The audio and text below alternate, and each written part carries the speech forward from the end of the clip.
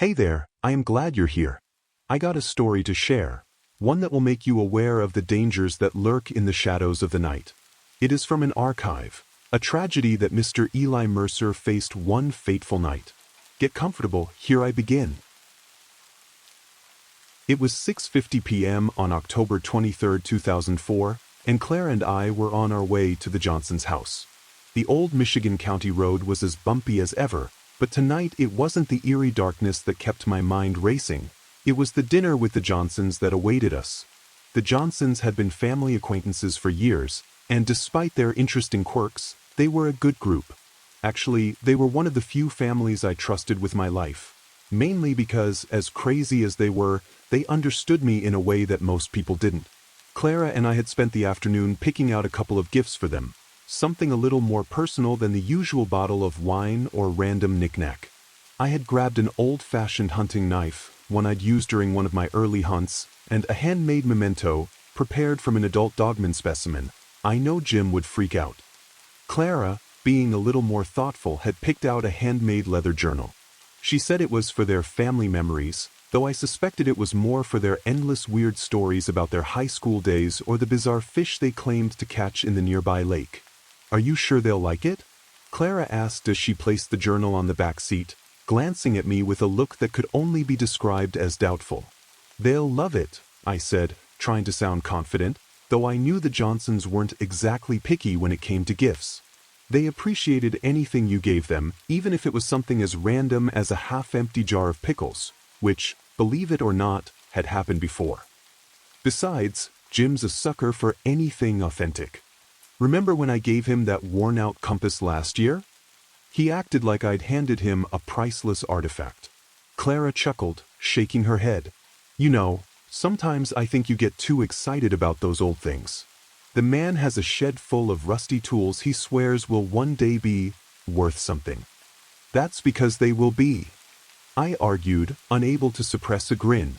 "You just don't appreciate the value of history." She smirked. "Yeah, history and junk." "Well, Jim does," I shot back, grinning. "You just wait. One day, that rusty shovel he's always babbling about will be on Antiques Roadshow, and he'll make a fortune off it." Clara rolled her eyes. "If that happens, I'm going to start selling my collection of vintage Hershey's Kisses wrappers and see if I can retire early." I laughed, giving her a playful side-eye. "You wouldn't get a dime for those." The banter felt good. It was moments like this that reminded me why I needed more nights like these. No hunts, no cryptids, just us being normal. The Johnsons' house wasn't far off now, and I couldn't help but feel a sense of relief. Despite the creepy drive, the evening would be a welcome break. Jim Johnson and his wife, Carol, were the kind of people who could make you forget about everything. Jim was a tall man with a gravelly voice that sounded like he'd been chewing on cigar butts for most of his life. He had this deep, booming laugh that could shake the walls, and you never quite knew if he was telling a joke or a tall tale. Carol, on the other hand, was one of those easygoing women who could make you feel like family the moment you walked in the door. Always had a pot of coffee brewing and a homemade pie on the counter. I didn't have many friends I could count on, especially not in the cryptid hunting world. Most of the people I worked with had their own agendas, and trusting anyone in this business was a gamble. But Jim and Carol? They were solid. And, frankly, they'd heard enough of my wild stories over the years to not bat an eye when I'd mentioned a creature or two that shouldn't have existed. They might have thought I was nuts, but they kept their opinions to themselves, and that was something I appreciated more than I could say.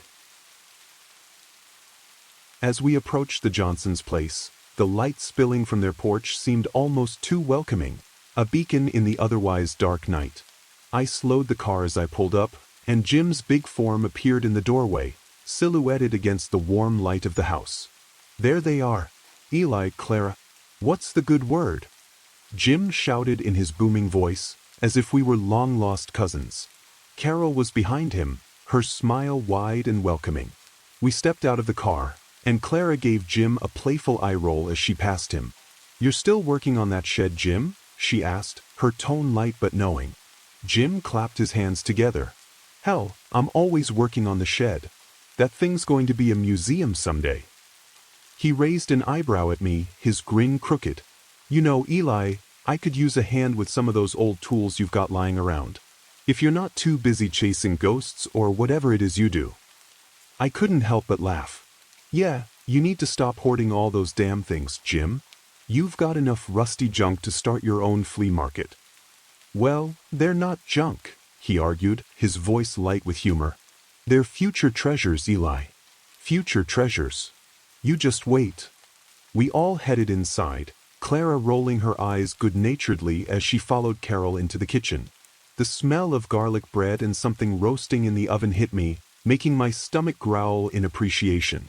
Carol was always a fantastic cook, probably the best in the whole county. We handed over the gifts, Jim's handmade knife and Clara's journal, and Carol immediately began asking about every little detail of the designs. "This is beautiful," she said, running her fingers over the leather of the journal. "Is this something you made, Clara? I swear, it's like you're magic with a sewing needle." "Not magic," Clara laughed, looking at me with a mock accusatory glance. "Just a lot of patience, and a little too much time in the craft store." Jim grinned as he held up the knife. "Now, this is something that'll really come in handy. I can see it now. Jim Johnson, the man who slays cryptids and sharpens his knives all in one go." He let out his signature belly laugh, shaking his head. "Hell, I'll probably use it to cut open some of those old cans in the shed I've been hoarding. I've got a can of beans in there that's probably older than you two." Clara chuckled. "You mean older than you, Jim?" The evening carried on with that same warmth, humor, food, and the kind of banter that felt like home. Jim and Carol had that way about them, always making you feel like you belonged, even if you were the weird one in the room. And me? I was the weird one. But with them, I could forget about the hunts for a while, forget about the cryptids, about the new bounties that went as high as 50 grands, and just enjoy the comfort of family. The night at the Johnsons' had unfolded like a scene from a long-forgotten memory, a place where time seemed to stretch and bend. Jim and Carol were the kind of people who could make you feel at ease the moment you stepped into their home, and tonight, they had rolled out the red carpet, so to speak. The old farmhouse was warm, its creaking wooden beams soaked with decades of laughter and love. The air inside was thick with the scent of garlic, roast beef, and something sweet that had me salivating before I could even figure out what it was. It was a big house, stretching out with multiple rooms. There was always a new place to explore, some corner that held a memento of their rural life. Outside, you could hear the low mooing of cattle, the occasional neigh from the horses in the stables, and the sound of the wind brushing through the tall trees surrounding the property. A beautiful, serene place on the surface, but I knew better than to assume it was just an ordinary family farm. As we walked through the front door, Clara and Carol wasted no time heading to the kitchen, giggling and chattering away. Carol had poured a generous glass of red wine for Clara, who took it without hesitation. The women were already several glasses deep into their night, laughing like old friends, their voices floating through the air like music. I glanced over at Jim, who, like me, knew what it was like to live with someone who could drink their fill and still seem like nothing had happened. Carol and Clara were already in their own world, the kind where the rest of us men became nothing more than the occasional distraction. Jim, catching my eye, grinned and gave a knowing nod. "They always do this," he said with a wink, as if it was a well-rehearsed routine. "They'll keep it up till midnight, and then we'll have to hear all about it tomorrow." "Sounds like we're on our own then," I said, shaking my head and taking a long gulp of my drink, a whiskey I hadn't tasted in years. "More like we need to get some real work done," Jim said with a chuckle. "Come on, Eli, you're not getting any younger, my friend. Let's head over to the office and talk shop." I followed Jim out of the kitchen, where Clara was still deep in conversation with Carol, their voices rising in excitement, occasionally interrupted by bursts of laughter. We crossed the wide wooden floor of the farmhouse, past family photos on the walls, and then stepped into the office, a place I always respected. The office was Jim's sanctuary, a room few other family members dared to step into. The wooden door creaked as it opened, revealing walls lined with bookshelves, hunting trophies, and mementos from Jim's long history as both a collector and a hunter. Elk horns adorned the walls, massive and magnificent, while nearby, more chilling displays included a set of Dogman jaws that had been taken from a beast the size of a small bear. There were premium silver bars stacked neatly on the far side, their gleaming surfaces catching the dim light from the desk lamp. But it wasn't just the trophies that made the room feel like a place of reverence. It was the collection of weapons, rifles, shotguns, and pistols, lined up in glass cabinets with an almost sacred precision. Some were antiques, others modern, but all had seen battle. The rifles were never far from reach, their cold steel promising protection for those who needed it. We closed the door behind us, and Jim walked over to his desk, sitting down with a sigh as if the weight of the world had just lifted off his shoulders. He gestured to the chairs across from him. "Take a seat, Eli. We've got some things to discuss." I sat, leaning back slightly as Jim pulled open a drawer and took out a few files. Most were marked with names and codes that meant little to most, but to me, they were familiar. The names of creatures I had hunted, and creatures I hadn't. Creatures the world didn't know existed. The cryptid world. "Duncan's in town," Jim started, pulling one of the files out. "You've heard of him?" I nodded. "The Russian guy, right? Used to be in the military. Came from Siberia?"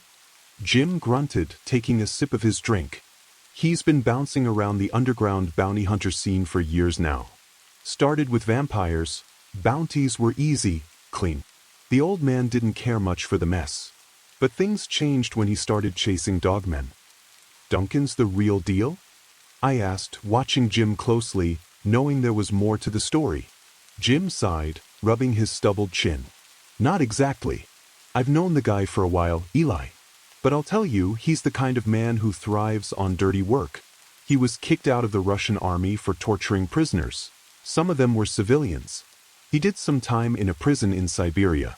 Not a man you'd want to cross. And lately, I've been hearing rumors about what he's been doing." Jim opened another folder, revealing a sketch of a juvenile Dogman. I leaned forward, my brow furrowed. "What's the deal with the juveniles?" "Bounty hunters have a code, Eli. Humans have a code," Jim said, his voice darkening. "Dogmen, even the ones who can't shift, weren't really a threat. So the hunters didn't go after them, not like the adults. But Duncan, he's been going after the young ones, juveniles, not even fully grown yet." "Why would he do that?" I asked, my voice low. Jim's eyes narrowed. "Money. Big money. It's getting to the point where a bounty for an adult Dogman can hit $30,000 or more, but the real dirty work? The juveniles? They're worth more, especially if they're not officially supposed to be hunted. People are getting desperate, Eli, and they'll stop at nothing. You get rid of a juvenile, you're sending a message to the pack. A very dangerous message. But it's starting to backfire. The packs are becoming more aggressive, more vengeful. They're starting to target human families." I felt a cold shiver run down my spine. "What have we done?" "Some remote areas have been hit hard," Jim continued. "Entire families slaughtered in the dead of night. Houses torn apart. I've even heard of one attack where the survivors said the Dogmen left their houses in ruins. They were sending a message." "That's when they became what?" I asked, leaning in, the tension building between us. "Revengeful," Jim said, his eyes locking onto mine.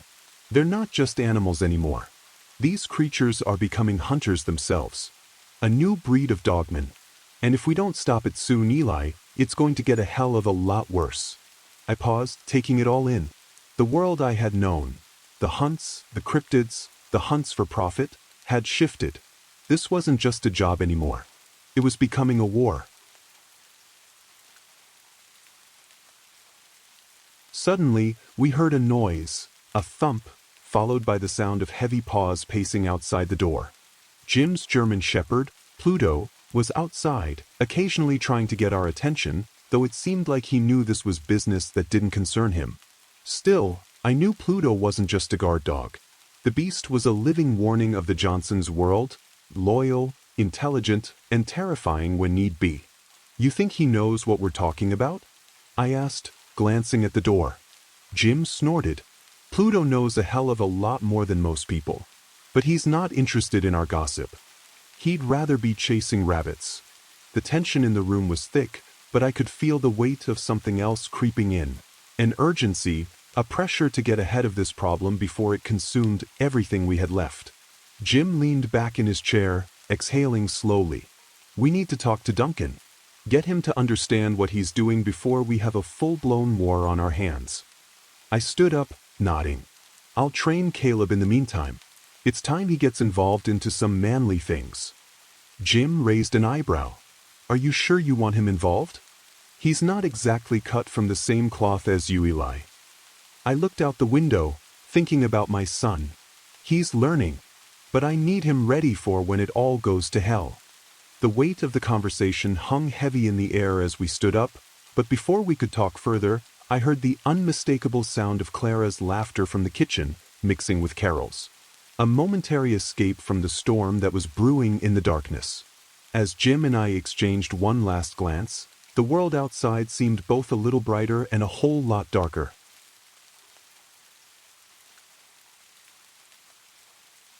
The night at the Johnsons' had settled into a comfortable rhythm. The laughter and chatter of Carol and Clara drifted through the house like an old tune, blending in with the crackling of the fire in the living room. The whiskey had loosened the tension in my shoulders, and I found myself laughing at Jim's jokes in a way I hadn't in a long time. Jim was a good friend, one of the few men I trusted with my life.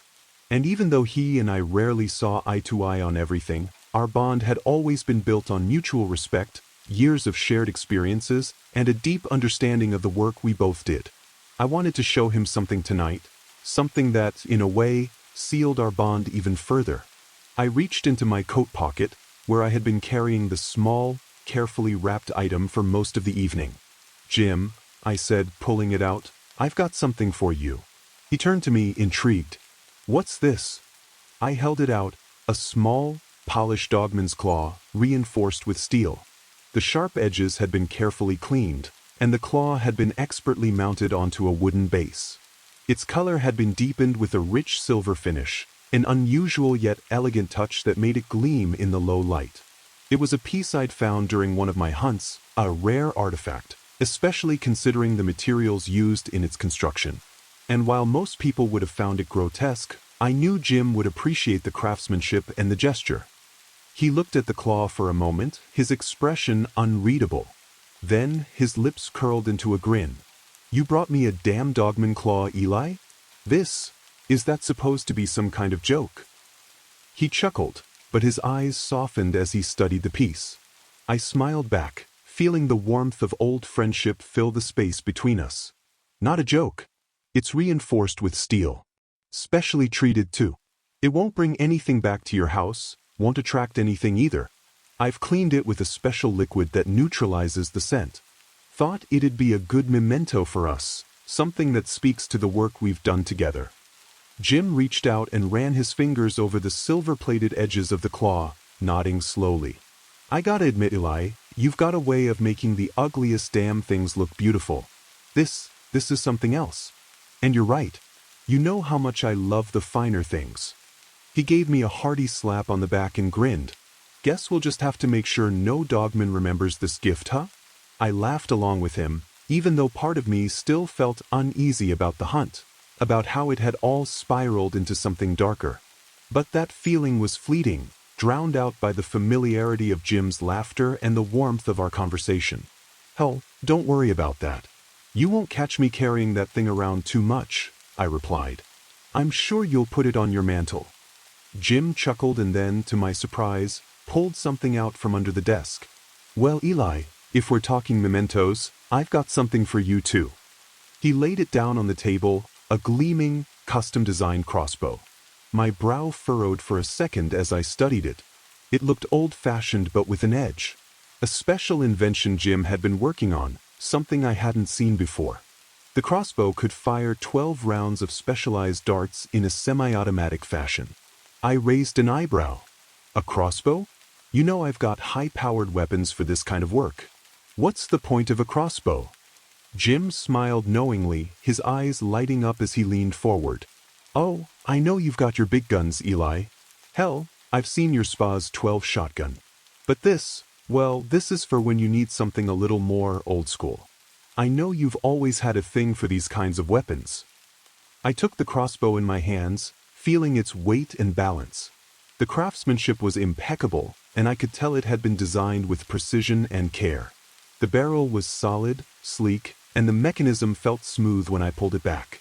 "Don't get me wrong, I love this, Jim," I said, still admiring the weapon. "But I've never really needed anything like this." Jim's grin widened, the whiskey clearly making him feel more carefree. "I get it, Eli. You're all about the power and the big kills. But I've seen your face light up when you use something like this. It's different. Sometimes the old ways work better." I didn't argue. There was something special about these older weapons, the ones that required skill and finesse. Maybe I had a soft spot for them, even if I rarely used them in the field. As much as I preferred the heavy artillery, there was a certain satisfaction in wielding something more understated, a tool that required more patience and precision. Jim and I exchanged a few more jokes, the whiskey starting to flow freely now. It was easy to forget the weight of the world, to just let the evening take us back to a time when things had been simpler, before the hunts had gotten complicated, before everything had gotten so personal.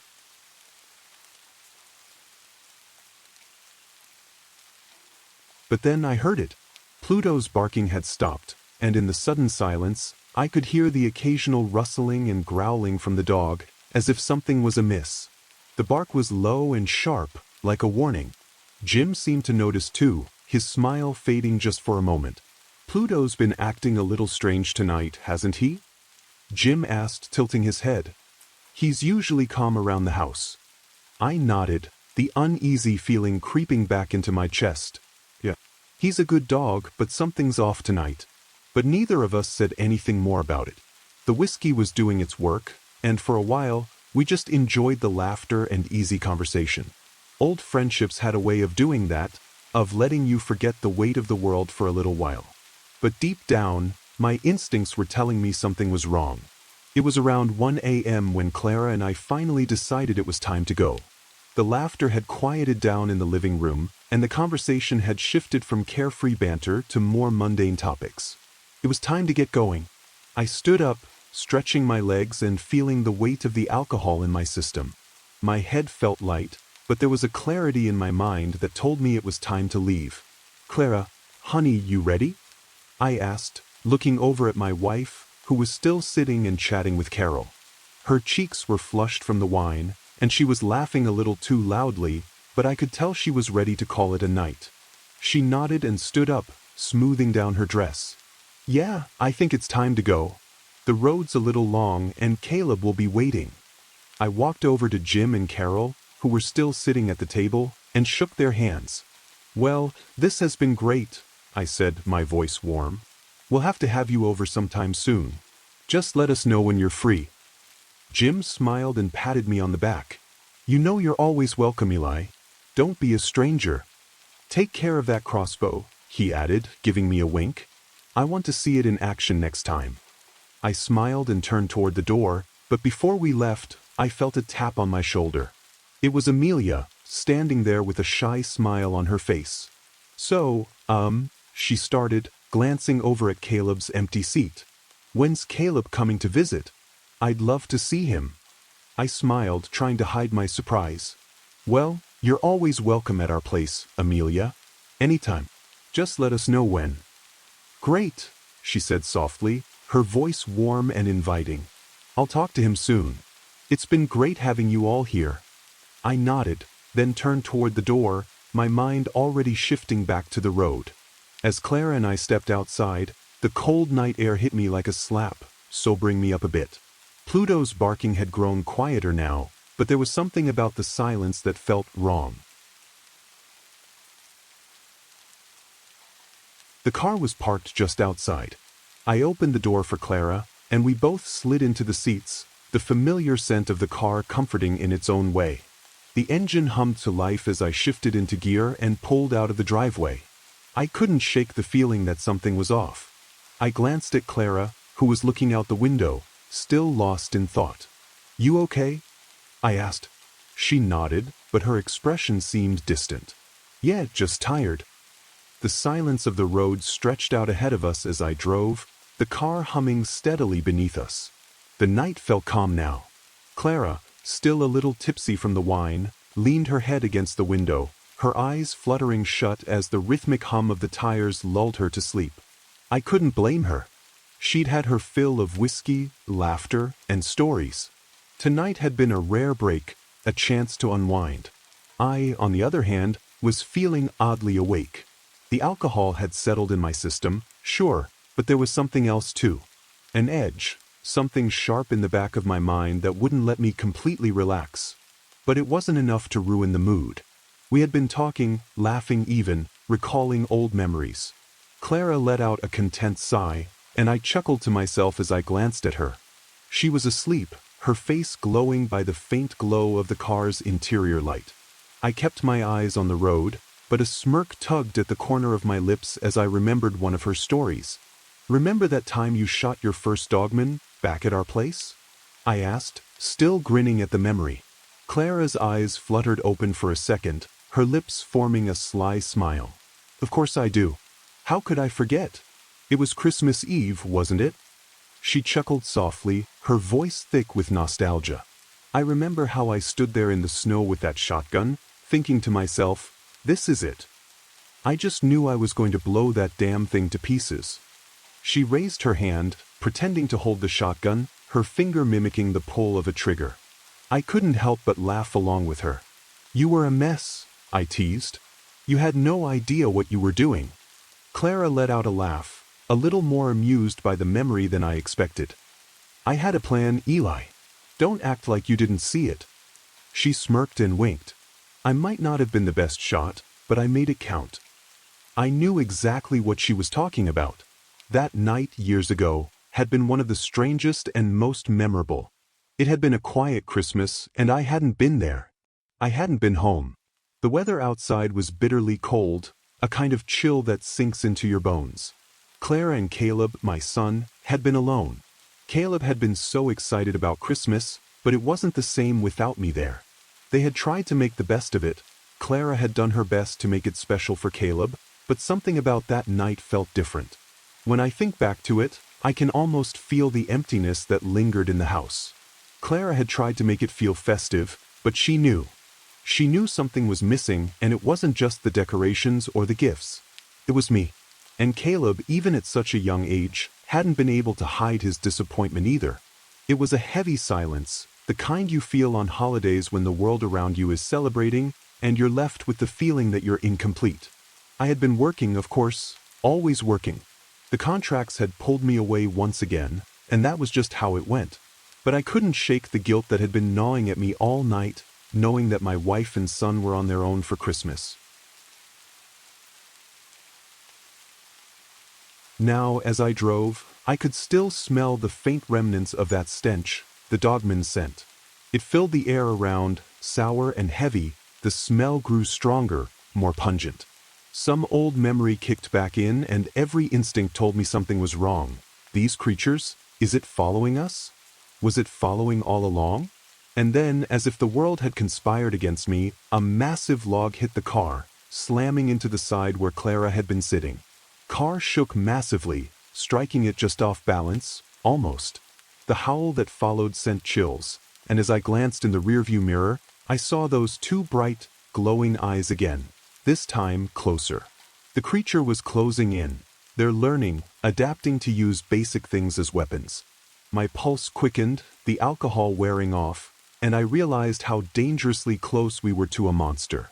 The crash, the explosion of metal and wood when the log hit the side of the car, had thrown me into full combat mode. My pulse was hammering in my ears, adrenaline surging through me like wildfire. Fuck, how can I pull this off? I slammed my foot on the gas pedal, trying to back the car away from the creature that had clung to the roof. My knuckles turned white as I gripped the wheel, the car jerking and lurching under the strain. I knew it wouldn't be enough.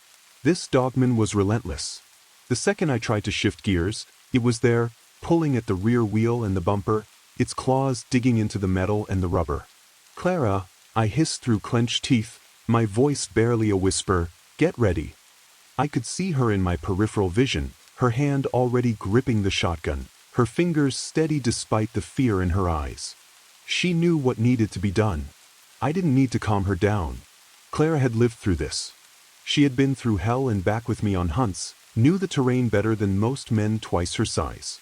She could handle herself just fine, but even I wasn't sure what we were up against this time. I gunned the engine, trying to force the car into reverse.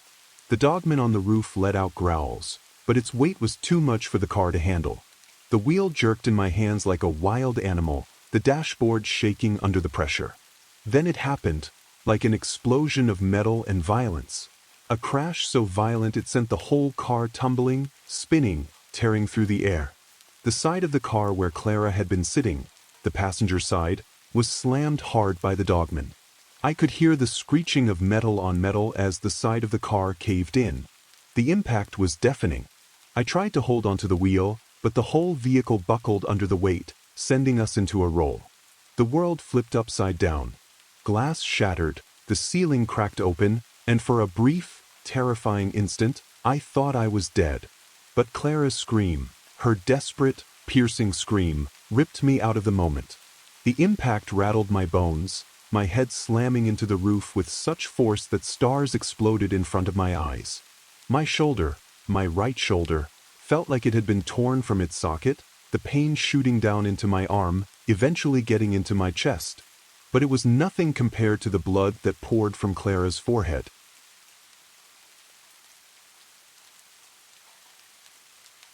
"Clara!" I shouted, my voice hoarse with panic, but the howls surrounding us drowned out everything. Howls. There were two of them now, circling us like vultures, their voices raw, full of rage and hunger. The air itself seemed to vibrate with malice, with a kind of thirst that was not just for blood, but for revenge. I could feel it deep in my gut, the gnawing sense that we weren't just being attacked by random beasts. They wanted something from us. Clara's hand was cold, but she was still gripping mine. I looked over at her, the blood trickling down her face, her eyes wide with shock. "We'll make it through," I said, trying to sound calm, but my voice trembled. I had to keep her calm. I had to keep both of us focused. "Clara, listen to me. Whatever happens, shoot first." Her grip on the shotgun tightened, and I could see the fire in her eyes even as she struggled to keep her balance, disoriented by the crash. She didn't hesitate. She knew exactly what needed to be done. She was already loading the shells, preparing for whatever came next. But as I reached down for my handgun, the one I always kept holstered near my right foot, I realized something. The damn gun had no silver bullets. Just regular lead rounds, useless against creatures like this. I tried to move my leg, but it was stuck. The pain in my right shoulder flared up, but I couldn't focus on that now. My leg was trapped, wedged between the crushed door and the frame of the car. I twisted and fought, but it was no use. I couldn't get free. My mind raced, trying to figure out a way out, but the howls and snarls from outside made it impossible to think clearly. Then it came. A sound. The right door of the car was ripped off, torn from its hinges like paper, and a huge, monstrous claw reached inside. The smell of that rotten, fetid blood hit me again, stronger this time. And then another dogman dragged Clara out of the car. My heart lurched as I saw her disappear into the night, her body slamming against the snow-covered ground with a sickening thud. I couldn't move, couldn't react fast enough. Then I shouted her name, but the howl of the dogman drowned out my voice. The beast was on her in an instant, its jaws snapping and teeth gnashing. I could hear her struggling, hear the desperate breaths, but it didn't matter. "Clara!" I shouted, my voice hoarse with panic, but I couldn't reach her. I couldn't do anything. She screamed as the creature pulled her into the darkness, dragging her into the cold night with a sickening ease. My mind raced. This couldn't be happening. Not again. I couldn't lose her. Not like this. I fought with every ounce of strength I had left, finally wrenching my leg free. Pain shot through my body, but I didn't care. I didn't care about the agony, about my shoulder that felt like it was on fire. I pulled the handgun out of its holster, my hands shaking, but I steadied myself. Clara needed me. Then I heard it. A series of shotgun blasts rang out, 3, 4, maybe more. Each one echoing in the night like a blast, followed by the sound of the dogman howling in agony. Clara had fired. Didn't know if she could take the beast in that situation, with her being equally disoriented as I was from the impact, or when the Dogman dragged, had it pierced some critical artery or organs. It didn't matter now. She has to be alive. She cannot leave me.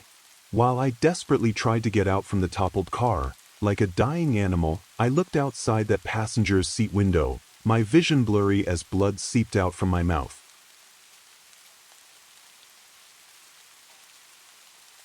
The pain in my shoulder was unbearable, but I ignored it. I forced myself to sit up, to grab the handgun on one hand. I reached for the crossbow that I had slung awkwardly across my shoulder, hoping to gain some leverage to push myself to my feet. My fingers trembled, and the injury adding weight to my every movement, but I managed to grip the bow tight. I aimed to stand, the ground slick with some combination of dirt and blood that had soaked my pants. But as I pushed myself up, a sharp, sudden pain exploded in my left leg. I didn't hear the snap. I didn't even register the full depth of it until my knee buckled beneath me, sending me to the ground. It didn't matter. The pain was secondary. Not when she was still out there. I gritted my teeth against it and pushed harder, forced my broken leg to carry my weight again. But I wasn't going to make it in time, I realized, as the ground beneath me shifted and a strange sensation overwhelmed me. The sudden pressure against my back hit with such force that I had no time to brace myself. I hit the ground again, hard. A rock, a jagged piece of stone, loomed inches from my face, but my eyes didn't register it. All I saw were the headlights of the car, illuminating the figure that was stalking closer. The Dogman. The moonlight hit them just right. I saw its eyes. Its fur was white, almost glowing, but nothing about it seemed natural. It was tall. At least 8 feet. It didn't make a sound, no growls, not a hiss, not a single sound coming from it.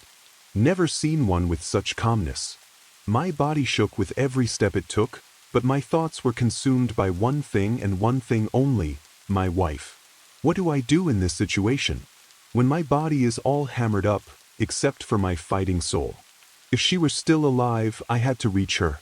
The fear of what might happen to her sent a wave of panic through me, but I shut it down. I couldn't think about it.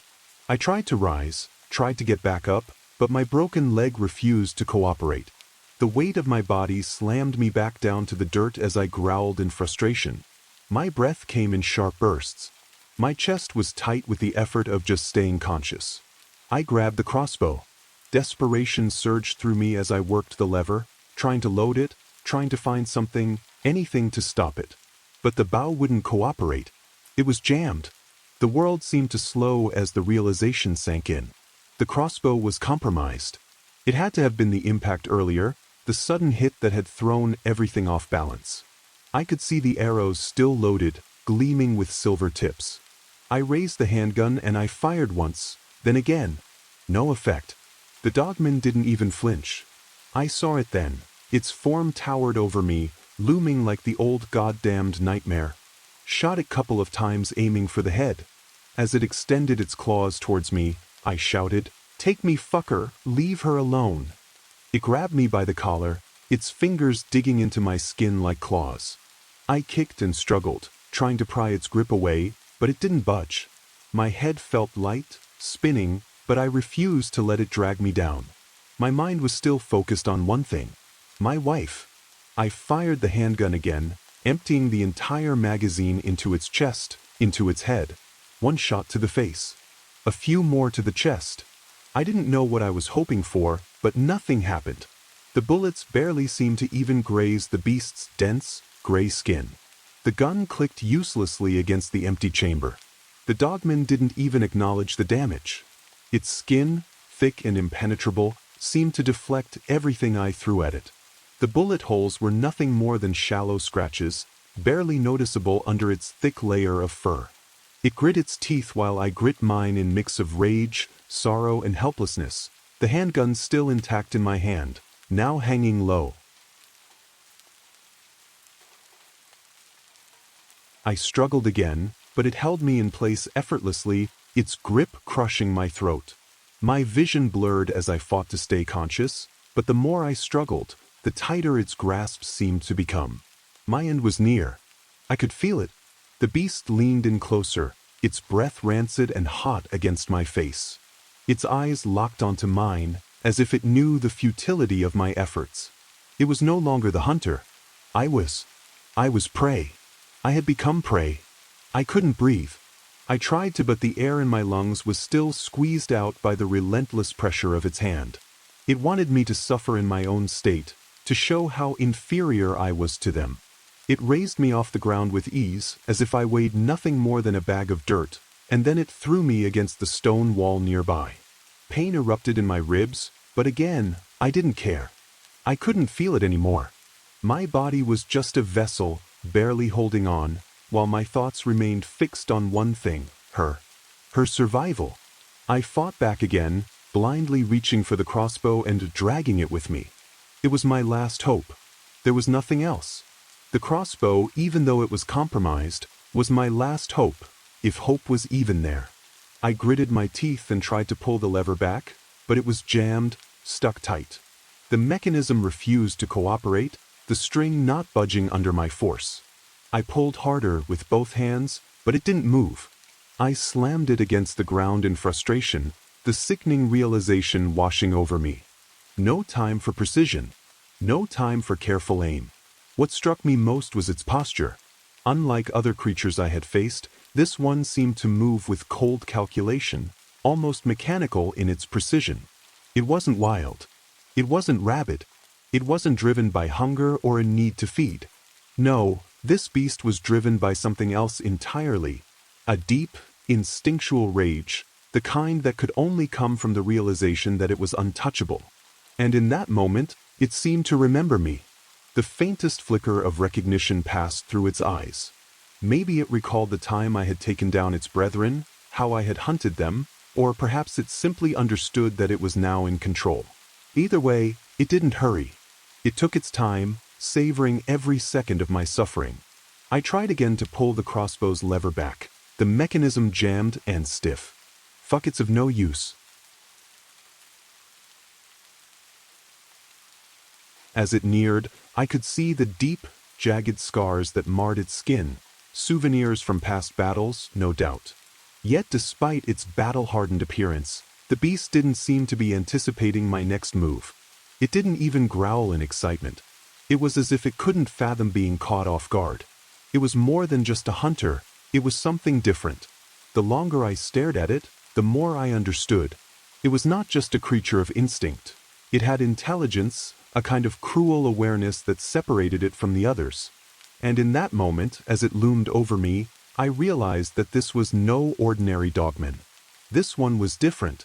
I slid lower, using the ground as leverage, trying desperately to get the crossbow into position. The pain in my leg was a constant, burning reminder that I was running out of time, but I couldn't afford to let it stop me. My fingers gripped the crossbow tightly, and despite the pain that racked my body, I somehow managed to pull the lever back, the sound of metal grinding against metal echoing in the silence. I gritted my teeth and grabbed the crossbow again, holding it tighter with one hand as I tried to stabilize myself with the other. The dogman's claws dug deeper into my leg, but I refused to let go. My blood soaked the ground beneath me, mixing with the dirt. The monster was leaning over me now, its face twisted in something that almost resembled disgust. It was as if it couldn't believe it had been caught off guard. It had underestimated me, and it hated that. I saw the way its eyes flickered with irritation, its jaws curling back to reveal its jagged teeth. Some of its teeth were even missing, which explains its calmness and demeanor. Even as the pain in my leg almost incapacitated me, I could see that look in its eyes, an emotion so rare in a creature like this. It wasn't just rage. It was humiliation. The dogman's claws ripped through my leg once more, tearing deeper into the flesh, but I refused to let go of the crossbow. I held onto it with every ounce of strength I had left, my heart pounding as I aimed it once again. With a grunt of exertion, I pulled the trigger. The string released, and the first arrow flew, striking the dogman in the chest. It flinched. The arrow almost pushed it back. It didn't anticipate this. As I got some room, I fired again. Another bolt slammed into its shoulder, then its neck. The dogman let out a furious howl, not of excitement, but of anger. It was as if it couldn't comprehend what was happening. Its pride had been shattered. Then one final shot, a bolt lodged deep into its eye. The Dogman's massive body jerked, a sharp, deafening growl escaping its throat as the silver arrow embedded itself into its skull. For the first time, I saw the beast truly react. It growled, should be in hell lot of pain. It was the sound of disbelief, the shock of a creature so used to dominance that it could not comprehend defeat. The Dogman reeled back, its body trembling as the silver began to seep into its system. Its once unwavering strength faltered. The arrogance that had defined its every movement melted away. It staggered backward, claws scraping against the ground as it tried to push itself up. The silver-tipped arrows took its toll, sapping the beast's strength, turning its body into a useless vessel of frustration. It was in agony. The Dogman tried to rise, but its limbs were no longer obeying. It tried to crawl, its movements clumsy and disjointed. It howled in agony. But I knew there was no time to savor the victory. There was only one thought in my mind now, her. I pushed myself to my feet, ignoring the pain that flared in my leg, my body screaming in protest. My focus was sharp and I knew what I had to do. I had to keep going. I had to find her. I don't know how long I've been walking. The world around me is blurry, my thoughts in pieces. I keep thinking I'm just going to wake up, that this is all a bad dream. But it's not. It's real, it's all real. I can feel the weight of it, the loss, pressing on my chest with every step. The sounds of the forest are muted, drowned out by the roar in my ears, by the crushing silence that surrounds me. I keep telling myself I need to focus, I need to keep going, but I don't know why anymore. I don't know what I'm even hoping for. I find blood first, just a few drops on the grass. And then more. A trail. I force myself to follow it because that's what I do. I keep moving.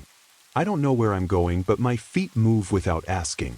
I find more bloodstains, patches of deep red marking the ground like an omen. And then I see it. My heart stops. The world tilts. I can barely breathe. The reality of it hits me all at once, as if the air has been knocked out of my lungs. I see her. She's lying in the grass, her body torn apart. I don't even know how to describe it. How do I even begin to explain what I'm seeing?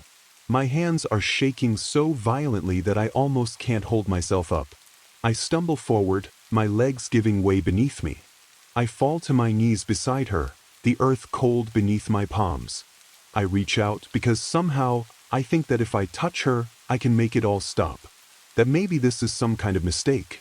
But it's not. It's real. She's gone.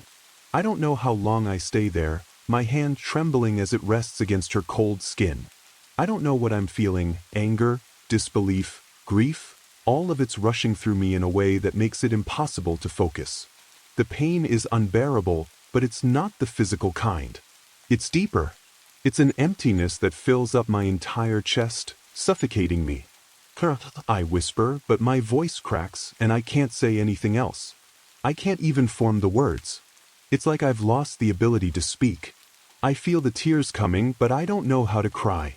I don't know how to deal with this, with the hollow ache in my chest that's only growing larger the longer I sit here. I failed her. I couldn't protect her. What will I tell our son? How can I go back and explain this to him? How do I explain this to Caleb? The thought of facing him, of seeing the confusion in his eyes when I tell him the truth, it feels like another weight on my chest, another heavy burden I'll never be able to carry. The monster that did this is still out there. I force myself to stand, my legs weak beneath me. Blood is dripping down my arms, my hands slick with it. But I can't let it stop me. Not now. I won't let this thing, this creature, get away with what it's done. The shotgun is lying in the grass, just a few feet away from where we were. It's covered in blood, and I don't even know if it'll still work, but I grab it anyway. It feels heavy in my hands, the weight a reminder that I have one thing left, one thing I can still do. But there are no trails, no footprints of the creature that did this her. Or was I unable to find the mark in the midst of everything that happened to me? My world has been toppled upside down. Everything has been ruined. I'm stumbling now, but I am at least fucking up one of them tonight. The kill for a kill. I crawl back to the one that I shot with that crossbow. It was limping on all fours, frantically trying to walk on two and escape. I don't care that my body aches, that I can feel myself losing blood with every step. It doesn't matter. None of that matters. It's hurt, but it's not dead. It sees me, and I can see the hate in its eyes. We exchange the same hatred. I raise the shotgun with all my might and I fire. My shoulder almost pops out, cracked a ligament or two. The first shot took the jaws. Shattered both the jaws as you cannot make out whether it had two jaws or one. The second shot to the muscle beneath. Full auto on the shotgun until muscle tore to bone and the skull shattered gave way to its brains. There was nothing left, no head, no shouting. Why am I alive? And why it's her? But it doesn't feel over. It doesn't feel like justice. It doesn't feel like anything.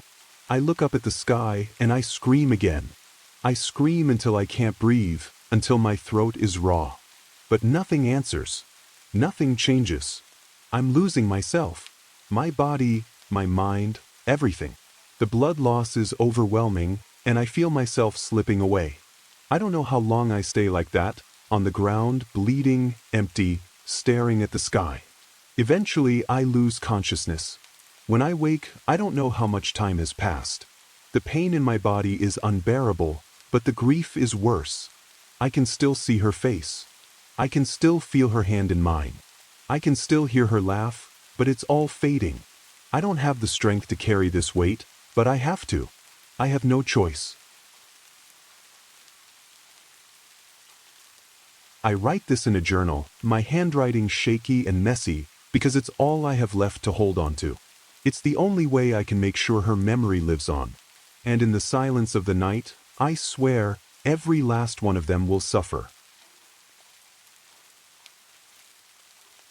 If you liked today's story, please hit a like, drop a comment, and please subscribe to the channel.